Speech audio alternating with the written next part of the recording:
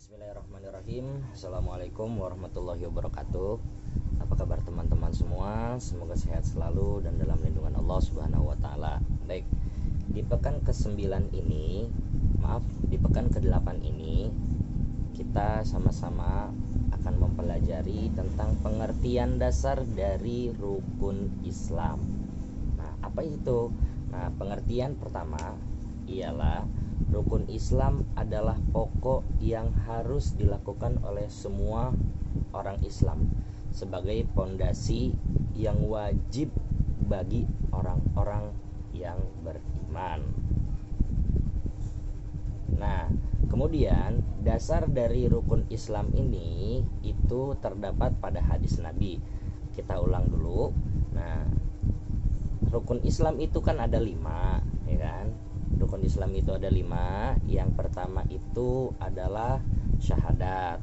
Kemudian yang kedua sholat. Yang ketiga puasa. Yang keempat zakat. Dan yang terakhir ialah pergi haji jika mampu.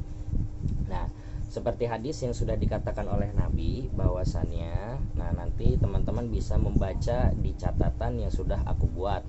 Nah, berikut adalah penjelasan yang akan aku kasih tahu tentang urutan atau penjelasan dan pengertian dari rukun iman itu sendiri, tapi secara ringkas, tidak lebih rinci.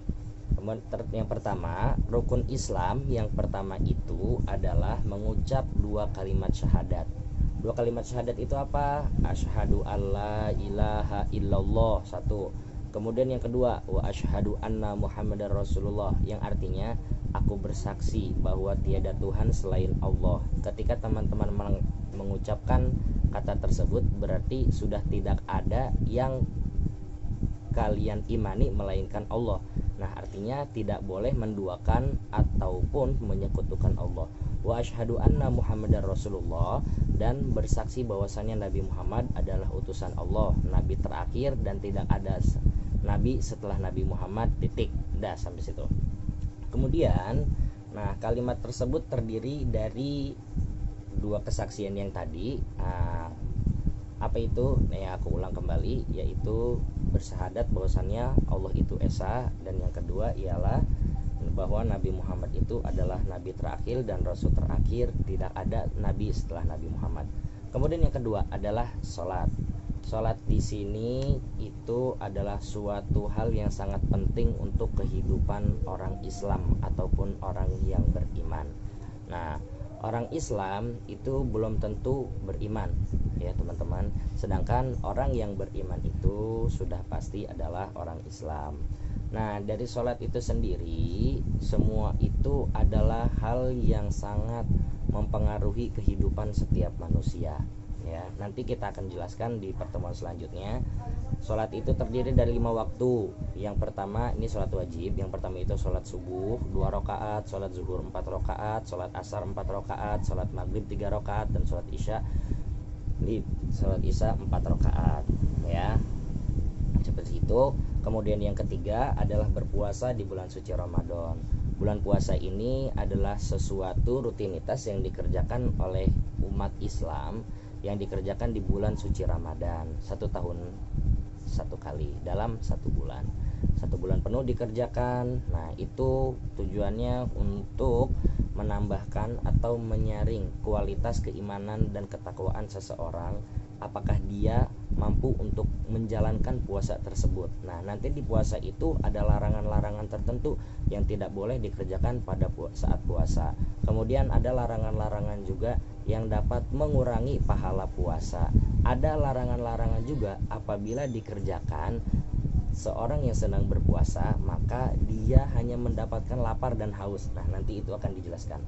Kemudian yang keempat ialah menunaikan zakat. Nah, zakat di sini itu terbagi menjadi 2. Pertama zakat fitrah, yang kedua adalah zakat mal. Zakat fitrah dilaksanakan setelah bulan Ramadan dan dibagikan setelah Idul Fitri. Kemudian zakat mal adalah zakat harta. Nah, untuk penjelasan pembagian berapa liter ataupun berapa jumlah uang yang harus dikeluarkan itu juga sudah aku catat, ya. Nanti bisa teman-teman lihat Dan yang terakhir ialah pergi haji jika mampu. Yang dijelaskan oleh Allah Subhanahu wa taala adalah walillahi 'alan nasi hijjul baiti man istata'a ilaihi sabila. Nah, kata sabila ini kata man istata'a. Nah, di sini menjelaskan bahwasannya ketika seseorang memang tidak mampu untuk melaksanakan haji, Allah tidak memaksakan. Tapi kalau seandainya memang jika dia mampu, nah Allah justru sangat menganjurkan gitu ya. Nah, bagaimana kalau misalkan orang yang tidak mampu tapi dia tetap mempunyai keinginan? Nah, kalau misalkan orang seperti itu, maka jika keinginannya kuat, kemudian dia juga mau ada usaha, kemudian dia juga sudah bersungguh-sungguh, nah maka yang terakhir adalah ikhtiar. Ikhtiar di sini ialah agar Allah senantiasa membantu perjalanannya. Baik. Semoga dengan apa yang aku sampaikan simpel dan walaupun sedikit ini teman-teman bisa memahami. Nanti kalau misalkan ada kesempatan kita bertatap muka secara langsung, insya Allah aku akan menjelaskan secara lebih rinci maksud dari 5 rukun Islam ini. Baik, kurang lebihnya mohon maaf. Billahi taufiq wal hidayah. Wassalamualaikum warahmatullahi wabarakatuh.